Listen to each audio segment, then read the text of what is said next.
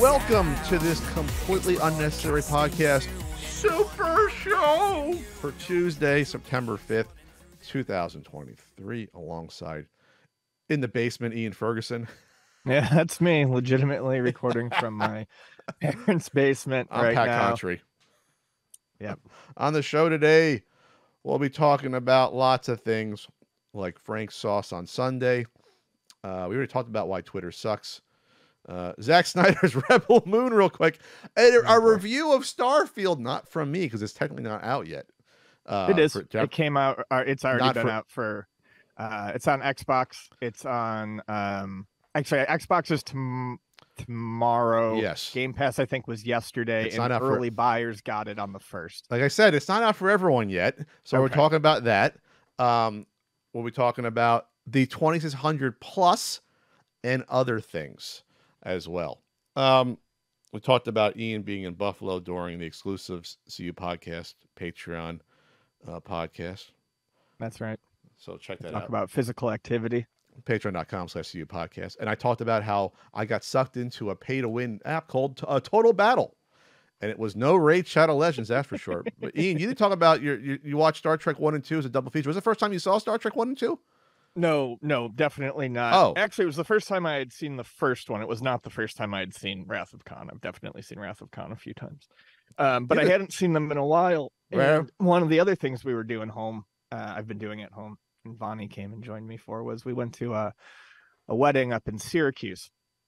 And friend of the podcast, Tom, came, went to the wedding as well. So he came into Buffalo a few days early.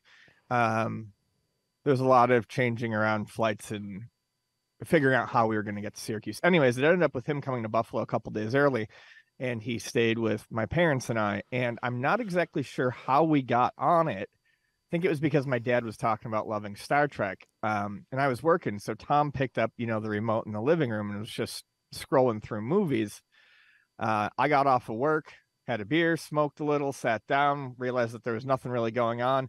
And Tom just happened to put the first movie on. So, my dad walks in like 15 minutes in or 10 minutes in, sits down, watches the rest of the movie with us. My mom walks in a little bit, towards the end of the first one. And we just all decided to put on Wrath of Khan, watch Wrath of Khan and do a double feature. Wrath of Khan is, I think I might like it better now than I did when I was younger. I think that movie's fantastic. It's just so much fun. It's only one I bought on DVD back in the day. I bought Star Trek 2 on DVD. Yeah, it's awesome. I mean, I liked it when I was younger. Like I said, I like it more now. It's just, that's everything the first Star Trek movie should have been. Well, Star Trek. It's what you want out. It's like, what do you want out of your Star Trek? Like, that's basically what it comes down to. I did not dislike the first one though. I noticed online after watching it and then going to check what I was thinking about it with what other people thought about it. It's not well liked. Everyone says it's slow, and I can agree that it was slow, but that was fine for me on a lazy Friday afternoon or Thursday afternoon, where nothing was really going on. The clothes, the uniforms do look a little goofy, as my dad says, it looks like everyone's walking around in pajamas. I didn't mind that, but I didn't hate it though. I mean, I didn't hate it. And I thought it was a nice looking movie. It looks gorgeous. So it's a great looking movie. So I enjoyed my time. It's like the Tron movies. There's no storyline there, but I like the way they look, so I watch them. I got through the first Star Trek just fine. Well, there is a story to it. It's just that it's edited so slowly that there's a lot that you could. So basically, okay. I think did I talk about this with you or someone else? There's a director's cut. That's what we watched. Oh, you watched the director's cut. So I've never seen the director's cut. I saw whatever was on TV, and it was just the regular one, which I'm like, wow, this is taking a while to get through. So the director's cut is supposed to be a lot better.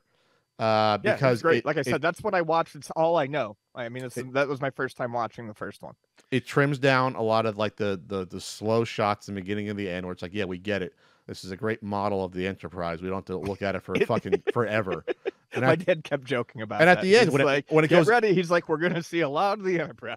When it goes into the V'ger, it's like, okay, we get it. It's in the V'ger. It's going. It's like, come on. Well, you can cut a minute here or 30 seconds here. But supposedly it puts back in a few scenes, and it's supposed to be a much more enjoyable experience. And they redid the CG for the director's cut to match the 70s look, so it would mesh. So I'm like, that's pretty cool that they did that. The original. I'm glad I watched the right version then. I didn't know, sometimes I don't like a director's cut. I think the Alien director's cut is overlong. Whereas I love the director's cut for Aliens. We've had this discussion before. So yeah, I'm always a little nervous when I watch a director's cut because sometimes it's just a way to get people to buy the movie again and be like, there's extra scenes, but extra scenes is not always a good thing. Yeah, for Aliens overall, I like it. I think the stuff in the beginning with the colonists should have been cut down a little bit, but it's still overall it's a better experience. Especially for obviously the sentry guns. The fact that they cut that is criminal. Yeah, that sentry gun scene is like key to me. It's such an amazing scene when they run out of the bullets and everything's creeping in, and it's like it's the beginning of the end. The fact that you ever took that out of the movie is insane to me. It basically starts the end of the movie. The last third of the movie is that. Anyway, so that's funny. So yeah, I think I told you I watched I've rewatched Star Trek 1 through 4. I think that was 2 months ago.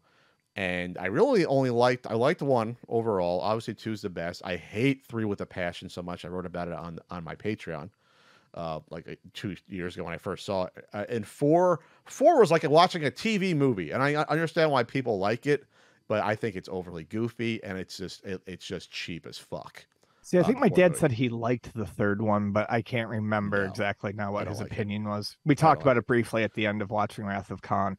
3, I think I've seen, but like when I was real young, and same with 4. Khan, last time I saw that was probably my late teens, early 20s. But the Trekkers like the 3rd one overall. They like 2, 3, and 4. It's like a trilogy, I guess. They like that. And then 5 is supposed to be abysmal. And 6 is a good send-off. That should have been the send-off. So there you go. So I had sauce with Frank on Sunday, and so his buddy Phil was in town. Phil from Louisiana, overall good guy, very boisterous, Cajun guy.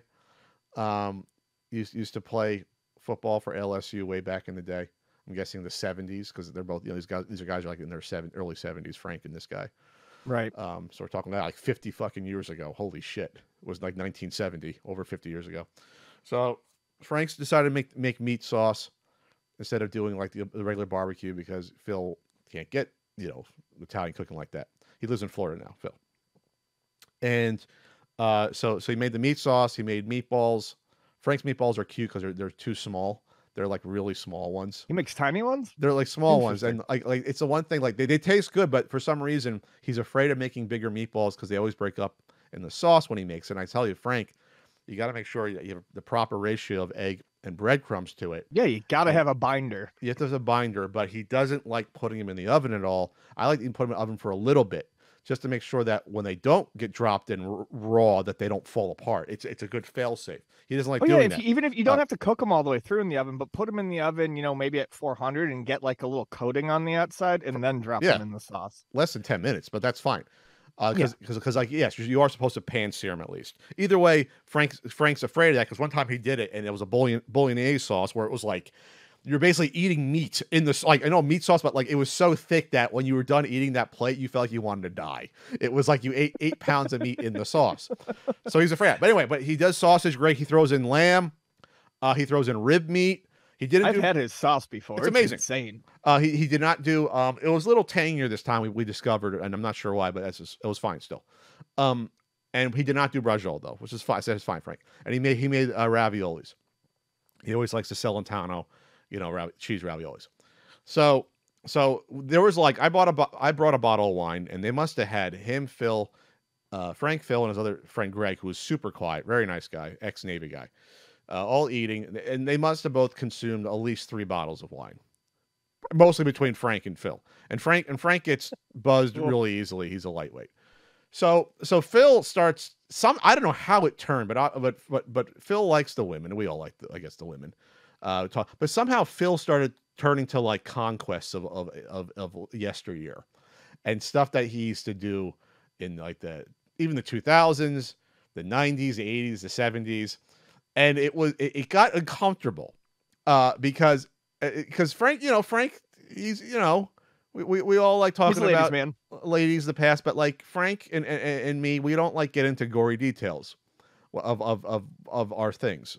No, I hate that shit. There's no reason to talk about it. Yes, but some people like to do it as like a way of a male bonding. I don't know. He was really drunk, but Phil started getting into the details of like the orgies he used to have in the 70s, like in college, and a Greek woman named Octavia, and like getting into, oh yeah, no, well, usually if another guy's there, but there's a couple of, and like getting these details, and Frank started freaking out.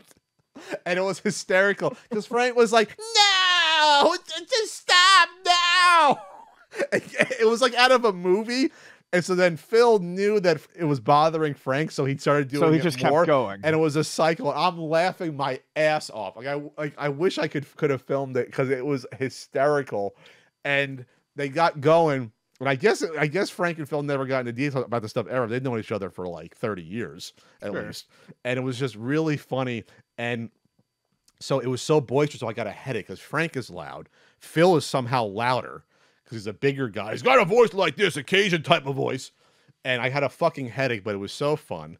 And when Frank like couldn't control Phil, because Phil was like, Frank, we got to go out. We got to get some women. Let's go out. It's like, and Frank's like, no, it's 8 o'clock on a Sunday. I'm not going out. I'm in. What do you do? Like Frank has a thing where like he can get going and up, like you hit a point where even if you start to kid with them, he takes everything seriously. And that was the point. And like it was hysterical. And I said to Frank, you see how you're feeling towards Phil? Now you know what I feel like a lot of times when I try to control you when you're drunk, and how I can't, I have to like maneuver you into a sense of sanity, so it was funny. That's all. That's amusing. What was bad though was Zack Snyder's Rebel Moon trailer. Oh boy! So I have this pulled up real quick. All right, it's yeah. I just my feelings can be partially summed up by this comment. Where's this comment from? It's underneath the YouTube video. Okay. Actually, it doesn't sum me up, but this is like. This looks insane. It's like they mixed Dungeons and Dragons, Underdark, Star Wars, Dune, John Carter of Mars, Sinbad, Fire and Ice, and Warhammer 40K all together. I'm actually excited for this. That's exactly why it looks miserable. There's no, like, it's just everything. There's another comment that's great that also, this one more sarcastic. I always wondered what it would look like if every single sci-fi and fantasy genre was combined into one production. Like, I have no idea what he's doing. And it looks exactly like a Zack Snyder movie. Yes. And I just don't like the look of it. The trailer's like 3:42, and most of it's slow motion. Yep. So you get slow motion, you get some beautiful shots that look good. Obviously, a lot of it's CG created. But then it's like, well, you get as little dialogue as possible, and except for what's his name narrating it, that's in it. Fucking Odin. Odin actor. God, I can't think this morning. So it's a Netflix dual movie, 2 parts. So Zack Snyder I think he pitched a Star Wars film that was turned down, because why would you let Zack Snyder direct a Star Wars film? So Absolutely this is his Star Wars is this. It's a colony on the edge of the galaxy finds itself threatened by the armies of the tyrannical regent Belisarius.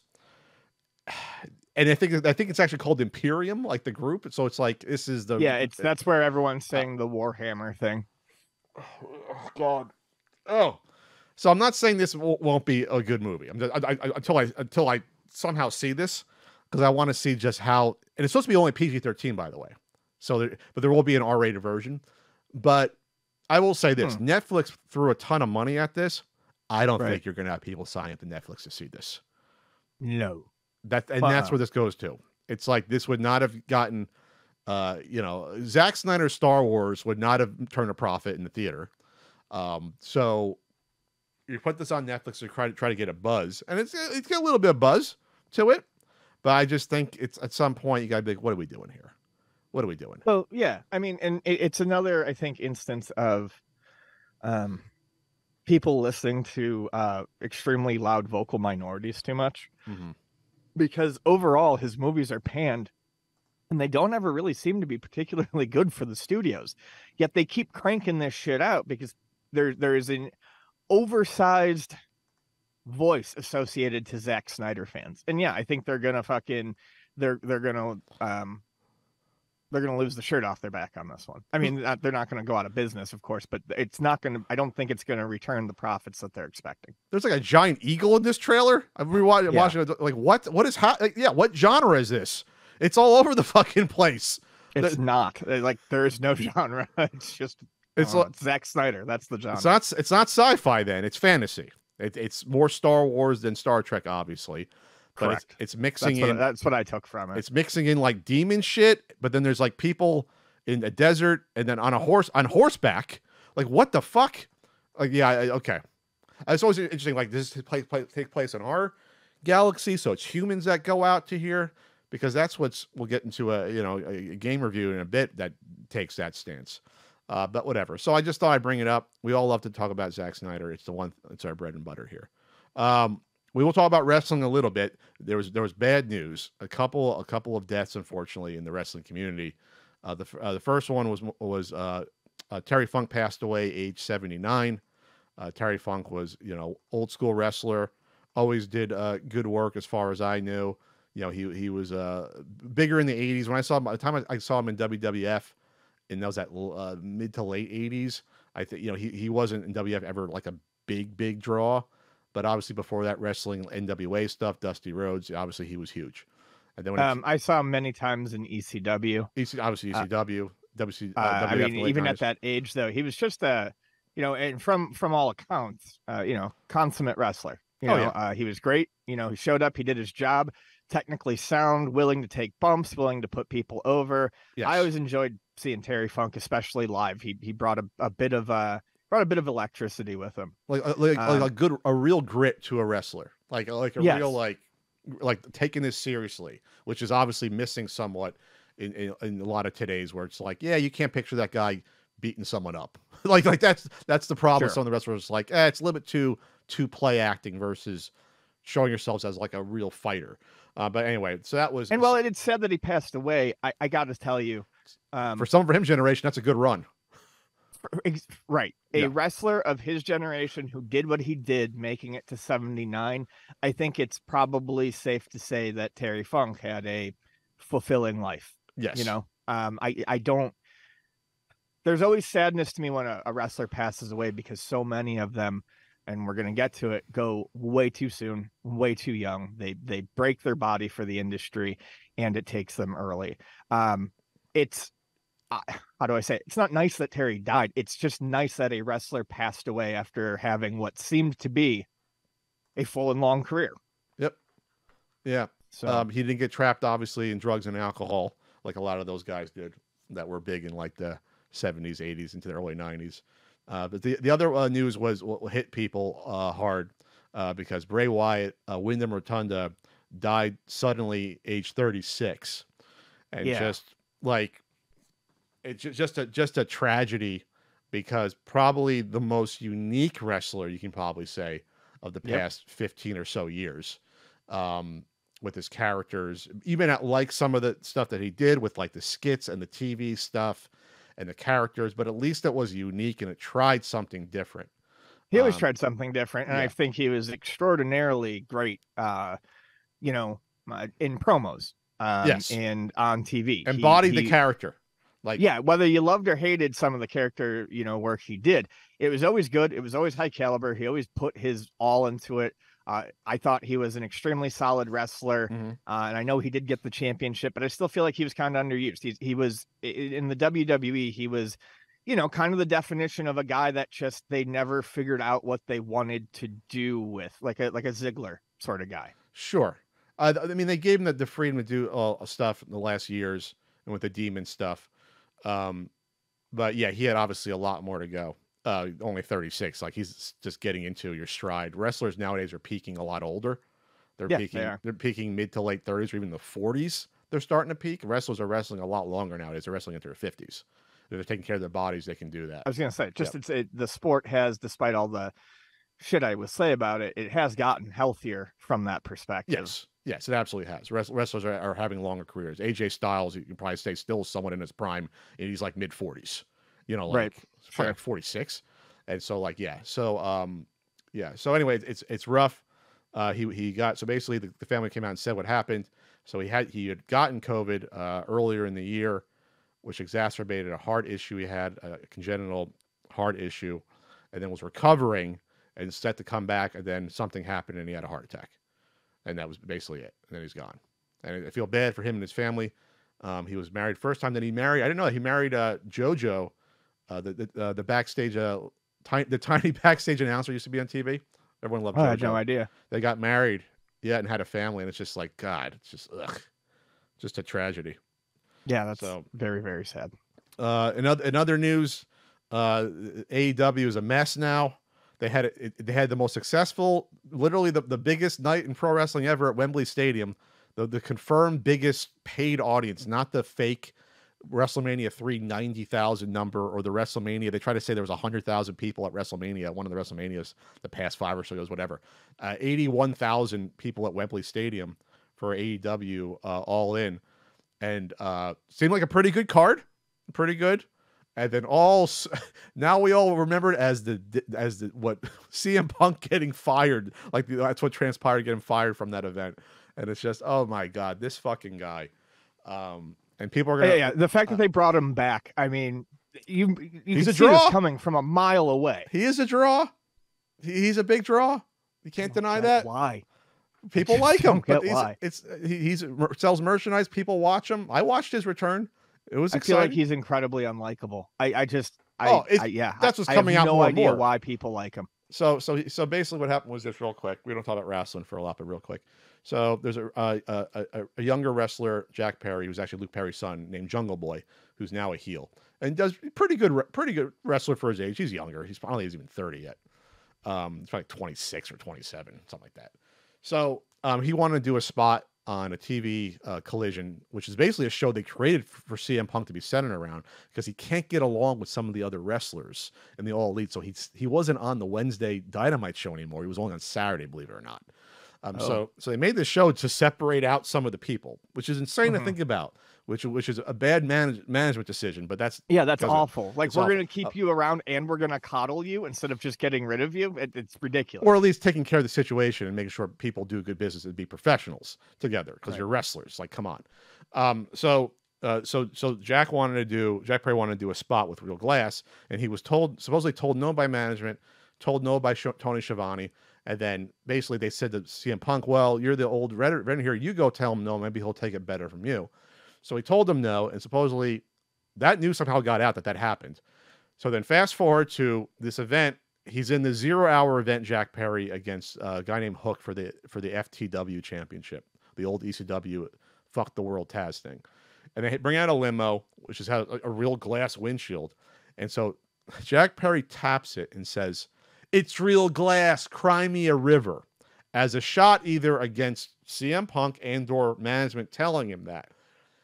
So that led to this. This is news reports that have come out, and supposedly this is all on video, and this may come out if this ever was a lawsuit from CM Punk against that. But supposedly, Jack Perry comes back. He actually did get treatment he got back by dropped onto the windshield and did get cuts on his arm. So it is dangerous using real glass. You should not do that overall. So what happened to Goldberg in WCW? It fucking derailed his whole push and putting his arm through a fucking windshield. Remember that? It was awful. Yeah, I do. Yeah. In like early 99, whenever that was. So Jack Perry comes out the curtain, and of course CM Punk's match with Samoa Joe is the first one on the actual pay-per-view event coming next. So supposedly CM Punk goes up to Jack Perry, says, "You got a problem with me?" And Perry tried to say either yes, I do have a problem, or I was just trying to get heel heat, whatever. And then CM Punk supposedly says, I can beat the shit out of you. And then there's either were punches thrown. He definitely got Jack Perry in a front face lock or guillotine choke.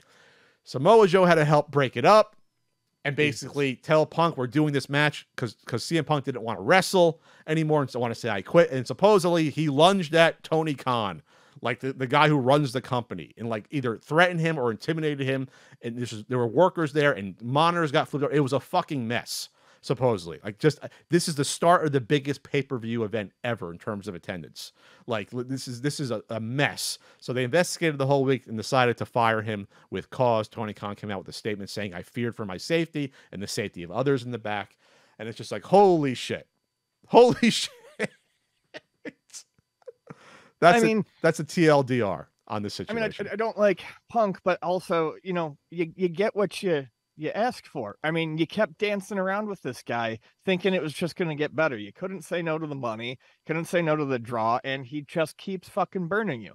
I don't know that Punk will ever work again. I But don't I wouldn't be know. surprised. I mean, I wouldn't be surprised. he can get hired maybe in Japan. Yeah. TNA would take him in a bit. I don't think WWE will want I anything just to do don't think with his attitude would go over in Japan. They're not going to fucking take that shit. It's fine. It's fine as a gimmick, but behind the scenes, I don't think there's any room for that over there. Yeah. But I don't know. I don't know the business. I can likely see a lawsuit. He's going to say you have no right to fire me, and obviously they're going to say, well, we got video of you threatening people. I just picture Samoa Joe. It's funny because Samoa Joe had to be the adult in the room and basically probably separate everyone and say, Punk, we're doing the fucking match. Let's go do it. We're 81,000 people. We're going to do the match. I'll drag you to the fucking ring by your hair. I can picture him saying, I want to picture that's what Joe said. Because when Joe came out, you can kind of tell from a couple of mannerisms, he was not in the best of mood. Like, obviously his character is gruff and tough, but like looking back, it's like, okay. A little more realism. He's a little fucking frustrated. Right. You could tell, like, I had to act as a babysitter. So who doesn't love Samoa Joe? He's like one of my favorite wrestlers.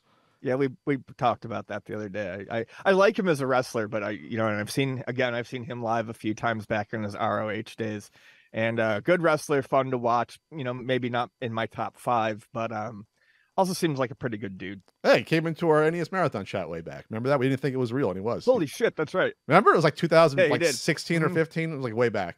It's like, holy shit, Samoa Joe's in the chat. He was like, yep, that's me. I was like, well, yeah, and it was real because he promoted it on his Twitter. Oh, that's right. He retweeted it or something like that. So you can say we're friends with Samoa Joe. You can't, but okay. Samoa Joe, I'll have a sandwich you if I have a chance. I'll buy you a sandwich. Moving on. Go for it. I don't have a whole lot more to say. I mean, I don't have much to say about this because we've talked about this a billion times. But again, yet another digital storefront is closing down. The 360 store will close July 2024. As they say, of course, you can keep playing your old games. It's depressing. I hate seeing it. What more can I say? This is where it's going. It's awful for game preservation. It's awful for customers because even though they say you can keep playing them, we're like, this is like the halfway point or the 3/4 point to them just shutting it down entirely. Yeah. I mean, I was, if you put a gun in my head, I would have told you it was shut down. It's going to be when it closes almost 19 years of it being around. So that's like, Jesus. Obviously the Wii wasn't 19 years. The Wii U is not going to be 19. Like nothing. This is the first frontier of that with the original Xbox, and obviously the 360 blew it up bigger than that. So yeah, I mean, I like that they're giving you a lot of heads up. I mean, you're going to close it. 2024. I mean, a full year almost. Yeah, July 2024. So like that's almost a full year. Stop able to purchase new games, DLC, or entertainment. Then the movies and TV app will no longer function on Xbox 360. I can picture a few people being pissed off about that. That use it as their TV sort of thing. Yeah. Funny, quick side story. Staying here with my parents while I'm in Buffalo. They watch a lot of streaming TV. They watch tons and tons of sci-fi and stuff like that. That's what they love. And I bought them a PlayStation 3 maybe 8-9 years ago. Christ, could be 10 at this point, honestly. If not more. Anyways, I bought it for them. One, because my dad wanted to get back into games, and that was my first way I tried to get him back into Skyrim. He eventually got into it heavily on the PC. I've mentioned that on here before. And then they have an old flat screen. They had an old flat screen Panasonic. Perfectly good TV, still worked. But it wasn't a smart TV. It was like from the last generation before they, started to have streaming apps on them and stuff. And the Hulu app on the PS3 no longer works. You can't add any more apps. The Amazon Prime and the Netflix app, miraculously still work, but I can't imagine they're going to for much longer. So long story short, it culminates in them getting a new TV yesterday. Because they are kind of that person that you're referencing, Some people just don't ever upgrade how they get their streaming stuff until they can't do it anymore. Yeah. If it works, it's fine, and at some point it does stop. There's solutions, but yes, it is a pain. I mean, this is the one good news. This is why this is like, I actually applaud Microsoft for this, because it sounds like their infrastructure is probably the best out of everyone in terms of the, obviously Nintendo is like dead last when it comes to stuff. They're trying to play catch up. The question on the FAQ, what about multiplayer games via Xbox Network? Can I still play with friends? I said, yes, even after July 2024, you will still be able to play games and connect with friends through multiplayer on the games you purchase, as long as the publisher still supports the online servers. So they have the infrastructure in place. But sure, it's nice that they're leaving the ability there. And you can still save your games and progress to the cloud. And if you choose to continue any of those games, available games on Xbox One and Series XS, those cloud saves will transfer over. So, I mean, that's probably the best you're ever going to get. Yep, that's it. So speaking of Xbox and Microsoft, big game Starfield that been in development forever. So it comes out to everyone. It's an early access, and you can get it beforehand. But tomorrow the 6th, it's out, I think, everywhere. And obviously, there's tons of reviews after Starfield. And we know Ian and I both love our space exploration games, going way back. Obviously, Ian loves No Man's Sky, which is now a totally different game and just had a big update a week or two ago, right? That another big update. It's pretty much yearly in August that it gets a huge update that adds almost another game's worth of content to it at this point. It's nuts. Lots of people want a sequel. It's like, why? But at this point, I don't. I don't want a sequel. I like the way it looks, and it's just you don't need a sequel. You don't. I mean, if you made a sequel to it. And I could see them doing it eventually, but I think they will probably wait one more generation until they do to make it a meaningful update, because whatever they release as a sequel is going to have a quarter of the content that their current No Man's Sky game has. They've almost kind of worked themselves into a corner here, because a sequel is going to be, I don't know, it's going to land with a thud compared to what's already there now. What's amazing is that you have so much content, but it's not a true games as a service, because you're not paying a subscription to get these updates, right? No, they're free updates. That's what's amazing. So the game is radically different from when it started, right? There's so much more content and things to do, like the pirate ships and capital ships and things like that. They just introduced freighter battles and stuff like that. Like, it's pretty crazy now. And the game's been out for what, 5-6 years at this point? 2016. 7 years. It's been here for 7 years. 7 years, and they haven't asked you for another dime. So obviously they still... Well, and I mean, not to get into it, of course, the game released in an abysmal state, but I mean, the self-flagellation is over now. You guys have made up for it. It's done. It's fine. Yes. Like, the point is... You've given us the game that we wanted, and then some. The point is a significant amount of resources put into this game over the past several years, and you buy it once. Right. Still. That's unheard of in this day and age. You buy it brand new now, you are getting just an absolutely insane game. If I bought it the past 3-4 years, I had no idea about the disastrous start. Like it would be invisible to you, because the game would be entirely different. So with that said, Starfield, GameSpot comes out with the review, and it's gotten like a lot of good reviews, 9 out of 10, some 10 out of 10s. And so I went to the GameSpot review here by Michael Higham, and who basically says the game is a mile wide and an inch deep, and that's what I was afraid of. Yep, that's kind of been the problem with a lot of Bethesda stuff, but I'm okay with it generally. My issue with this is that space seems to be, again, I haven't played it. Space seems to be a secondary thought. It literally seems to be an aesthetic, not integral to the game. And the main reason why, and I went to go check the price of No Man's Sky currently. It's $60, but it's constantly on sale for like 30.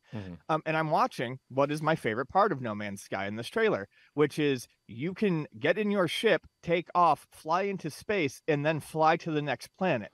And from day one, that was always a satisfying and well done part of the game. That's not in Starfield in any way, shape, or form. You can fly around in space for space battles, but there is no actual exploration of space. There's no downtime in space. There's no calm flying around and enjoying the sights in space. It's just fucking fast travel. It's like, it's like space is used as just a void that you fast track around. With every once in a while, there'll be a space battle we put somewhere. But it's not a connected universe. Like, it's not like going back to Privateer and Privateer 2. Privateer 2 is still one of my favorite games ever. Is that you have your star map and you have your planets. And yes, there's only, 30 planets in that game instead of, 1,000. But you have to travel to get to those planets. You have to take the effort to get to those planets. through like they're like wormhole portals that you have like stopways across, right? So say to get to this planet, there's 5. You go through like a ring wormhole, then you stop. You have to travel by thruster engine to the next one and get through. So it gives you their waypoints to get to the way. You know what I mean? They're like stops. Right. So in between those stops, though, things can happen. In between those stops, you can get an emergency call for help, or a new mission on your computer, or you can get waylaid by pirates if you're carrying cargo. The space police, if they scan your vessel and see you're transporting illegal goods, they can attack you. So the point is this, is that it feels like you're actually in space because you have to travel from one to another. You have to take make the decision, do I want to risk traveling to this planet that's harder to get to? I may be attacked, and my cargo that I, ended up spending money on, I might get fucked. You know what I mean? Like, you have to make these decisions that you would if you were traveling in space. This game, I watched like an hour and a half on Twitch. I forget the streamer's name. I give you credit. I apologize. Big Twitch streamer. I watched them play the game for an hour and a half, and I don't think I saw them travel through space in an hour and a half. It was like, well, I'm going to talk to people on this space station, but I'll just click and I'll be in a city somewhere else instantly. And I'm like, holy shit. What game is this? This is not to me a space exploration game at all anymore. It's weird. It's a Bethesda game where, Bethesda games with their big open worlds, people always talk about, like, you can start at one point of the world and fucking hike and walk all the way to the other. Like, it's an open world that's connected and real and explorable. Sure. No Man's Sky, there is no way to do that. You constantly have to use fast travel. And I feel like that's going to really, really take you out of the world. Yes.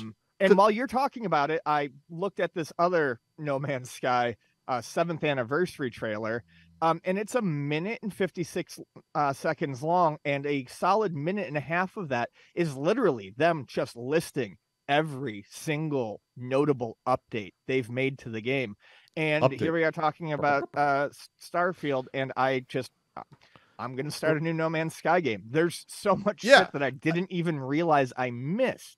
Yeah, so tons of polish in this game. Obviously, in Starfield, you can like create your own resource gathering shit on like planets and things like that. It's like, that's great. But if I'm not getting out of my space game, like in space, like that should be the bread and butter of the game, then I'm not interested anymore. And that's what I got out of it. When I was watching, it's like, why am I now just going from place to place instantly, talking to people and fetch quests, when like I should be doing shit in space? Like that should be the main thrust of the game. Yeah, go down on planets and have fun and do things. But like, if I have to get to one place to another, that should not be instant. I'm not saying it should take like 12 hours, but maybe it takes 15 minutes. No, it should be the No Man's Sky model. Or 10 minutes. That's what it should be. I mean, it should be the No Man's Sky model. And I think that's what it comes down to, though. Looking at Starfield, I think there are two kinds of people. There are the people who are going to be fine with another Fallout or Skyrim that is, space themed. And if that's what they want, that's fine. I'm sure it's going to deliver on that front. But if you were hoping for something like a Skyrim or a Fallout that mixed itself with No Man's Sky, you're not getting it. Sure. Real quick, you want to talk about Armored Core 6? Yeah, just real quick. I've been waiting for that game to come out for about 10 years. It finally did. I downloaded it. I've played probably about 6 hours of it, and I fucking love everything about it. It is Armored Core through and through. Some of the boss battles definitely feel a little bit more like a Demon Souls, Dark Souls kind of thing, but there were always entries in the Armored Core games like Victory Day and For Answer, that introduced larger, bosses and battles and things like that. Anyone who was worried that they weren't going to get Armored Core after years and years of Souls-like games from no, they delivered. And it's gorgeous. It controls like a freaking dream. It's fantastic. And I really can't recommend it enough, as long as it's the type of game for you. I find it to be one of the easier entries to get into. I don't think it'd be too dissuading for new players, but it doesn't eliminate anything that made the game great. If you are the type of person who likes to, sit in the garage like some people do in, Gran Turismo and tinker with your robot and min-max its weight and its attack power and speed, you can do that. There are definitely missions where if you just try to keep using your same core layout, you're going to get your ass kicked. There's a lot of going back to the garage and being like, okay, it's kind of like solving a puzzle. You know, you see the layout of the level and it's like, well, what is the best way for me to equip my mech or my core to get through it? And to me, that's extraordinarily satisfying when you finally land on the build that makes everything smoother. That's Ian's GameSpot review. 8.8 out of 10. I mean, to me, it's, you know, a 9, 5, 10. I mean, it's everything I want. Game of the year. It probably mine. Yes, certainly not every. I mean, there's a lot of stuff that is going to go up against it. But it is humorous to me that everyone thought, well, there was definitely a subset of people that thought Starfield was going to come out and blow everything out of the water, you know, Zelda and all that. And it's getting, it seems like the definition of a 7 out of 10 game, and that's what it's getting across the board. Real quick, Embracer closed a studio that was around for 30 years, Volition, worked on a couple of big franchises. Well, one not that big anymore, but it was Red Faction, and then Saints Row. Right. So Embracer, Saints Row got shit on by pretty much everyone. Sure, but still a big ass franchise. Oh yeah. Oh, multiple games. I know. So Embracer, obviously through a COVID pandemic, they got infusion of funding. And it sounds like I'm looking at stuff where it's like, well, the Saudis might be pulling back on it. So they went up and tried to gobble up everything they could, and might have gone a little bit too far now, because now it's like, well, things are happening, may not have the funding. So they're not just doing that. They're laying off people at Gearbox. God, I know they bought Gearbox. You can't even keep track of these conglomerates, it seems, right? It's tough. So it's rough. It sucks. Yeah. That's the only thing you can say. When you have these giant conglomerates restructuring and everyone wants to run, and, you know, obviously you want to blame the parent company, but, you know, these companies were sold and the decision was made to sell them to a company that can make these decisions. So it just sucks all the way around. That's the only thing I can say. Well, hopefully UltimateNintendo.com will never close. Hopefully we don't have to shutter that. Hopefully a conglomerate won't shutter UltimateNintendo.com, where you can find RBI baseball stickers, certain NES Super Nintendo guidebooks, CU podcast, enamel pins and stickers, and more at UltimateNintendo.com. I'll be on Twitch every Wednesday night. Ian will not be there. Twitch.tv/CountryCode every Wednesday, watching the greatest in 70s, 80s, and 90s commercials.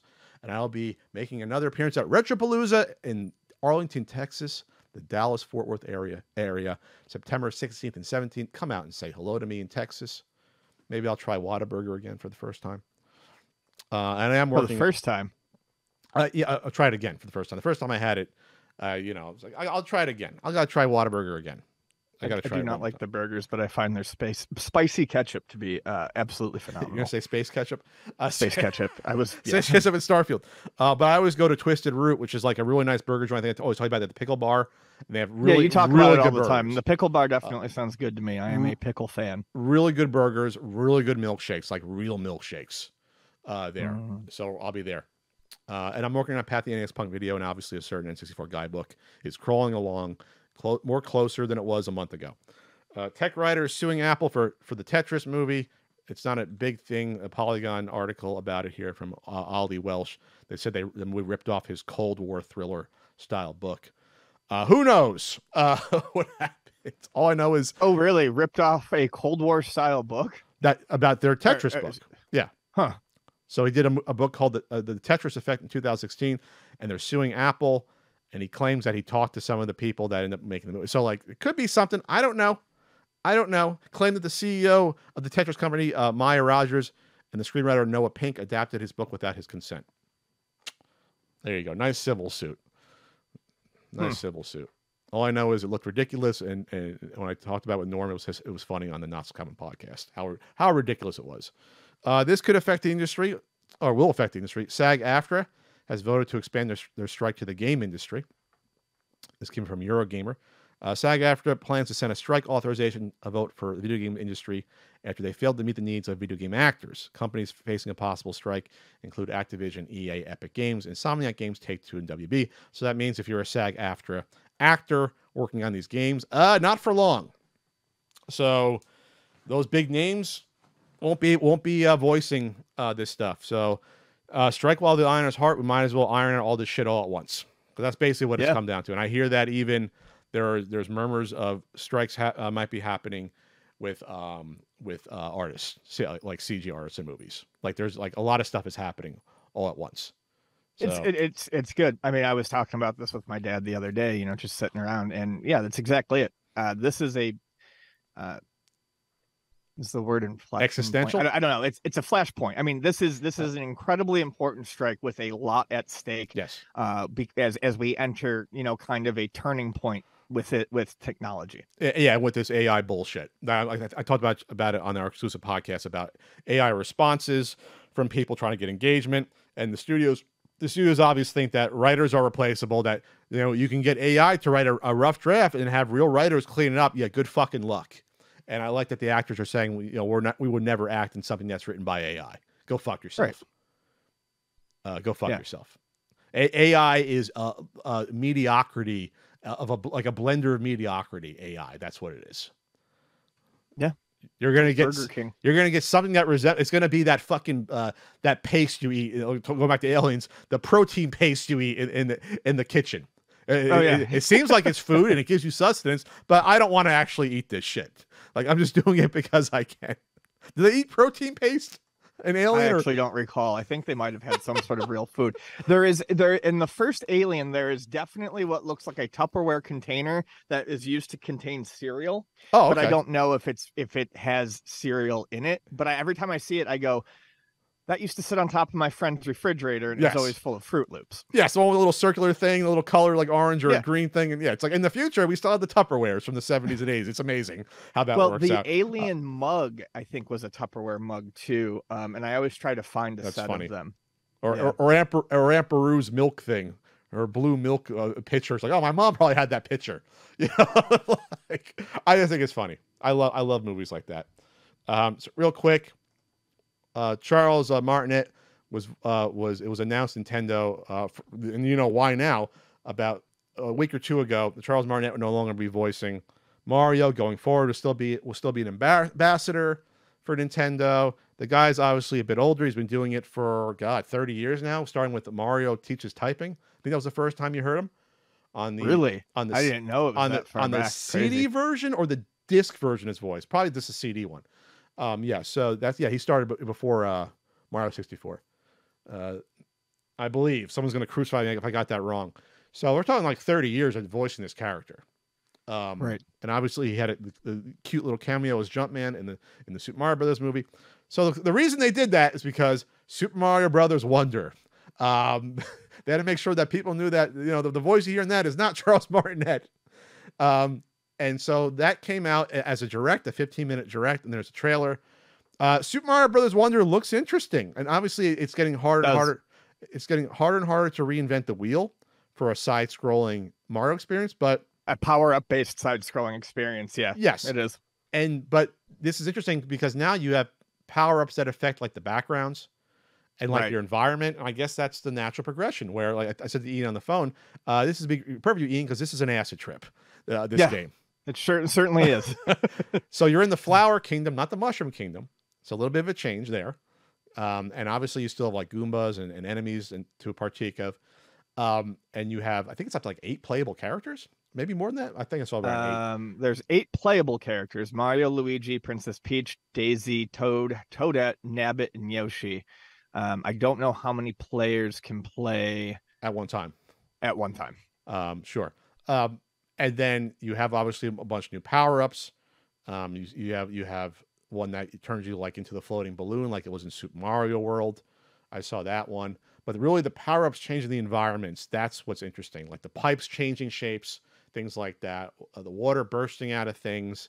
It seems like that you can really let loose now and have some more creative things. One calls up like a stampede of the animals that comes, and you have to deal with that. Looking in the trailer. Yeah, it looks interesting. Like it does, and this gives me some this excites me a little bit. This is just coming from the Wikipedia article, but the team stated that during development, they were not given a deadline to produce a prototype, which resulted in a longer development time than previous entries. During the initial planning of Super Mario Bros. Wonder, director Shiro Mori desired to recreate the sense of secrets and mystery that had been present in the original Super Mario Bros. Series for a modern audience. Yep.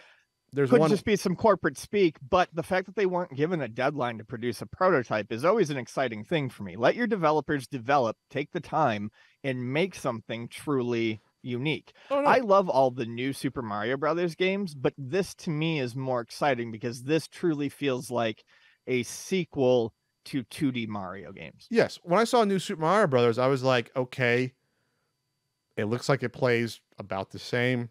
Like, what's the fresh juice in this? Besides, yes, you could be a cat Mario. Like, what is like, or you know, there would be, you know, they ice flowers and stuff like that. And like I said, those games are good. Most of them are extremely solid. The only one I don't like is New Super Mario Brothers 2 for the 3DS. I think it's fucking awful. But all the other ones, New Super Mario Brothers, New Super Mario Brothers U, the deluxe version, those are good games, but again, they do just feel like they're kind of retreading ground. And after something like Mario Maker came out, they really kind of lose their uniqueness. I feel like we're not in solidarity. You're allowed to walk around. I can't get up around with my microphone. I have to stretch. My back is killing me. Gotcha. Get that Cairo gun on it.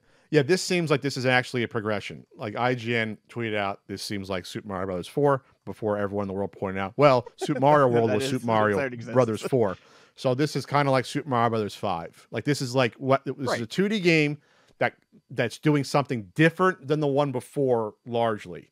And of course, everyone loves Elephant Mario.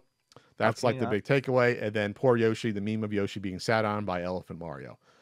His expression either it's either the expression subtly changes, or in our head we're thinking it subtly changes because now you have a weight of like a 700-pound elephant on you. Poor Yoshi, straining to jump when Elephant Mario is on your back.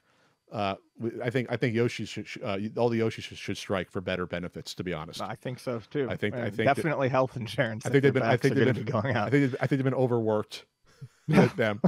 Agreed. And then this is an interesting one. Okay, be careful what I say out there, audience. Switch surpasses Wii sales in the United States. We know they surpassed the sales worldwide, but in the United States, it has sold more than the Wii. And that's pretty big because, I mean, I think it's known that this has been a worldwide smash hit, and there are tons of markets that have, you know, added to the sales of the Switch, but for it to kind of pass the Wii, just in the North density North in the US, whatever I should be saying, is pretty incredible because everyone had a Wii in the US. I mean, you couldn't go to a flea market without tripping over a fucking Wii for years. Yes, absolutely. So which makes me be strange because I guess in 5-6 years we'll start seeing 1 billion Switches and Switch Lights. Like how much, I think like the demand for that will probably always be more the fact that it's a portable, you know, like that's always going to be a portable. It's easier to store away. You know what I mean? But it's almost 130 million Switches and Switch Lights. That's incredible worldwide. That's 30% better than the Wii. It's just like, it has a shot. It has a shot. 30% better than the Wii. That's nuts. Pat-Man. It has a shot at the PS2, which we always thought there's no way nothing will ever hit the PS2. It has a shot. I mean, I don't know that it will, but I mean, we're not at a 10-year point with it yet. You know, that's the thing. They count every single sale. There's a lot that can trickle down. I mean, there's a lot of sales that can still trickle in. We're 6.5 years in. So like we got a good maybe 1.5 years, maybe 2 years. They'll still be selling Switches when the new successor comes out. So it has to get 25 more million to hit 155 million. Like it'll be tough. Not saying it's going to happen, but like the fact that it's going to be in striking distance is incredible for a console that came out before smartphone gaming, you know, before we had all these other entertainment mediums. Like that's what's so incredible. Like the saturation of entertainment now, there's so many things to distract you, and a console still might hit it. Like that's incredible. Yeah, I agree.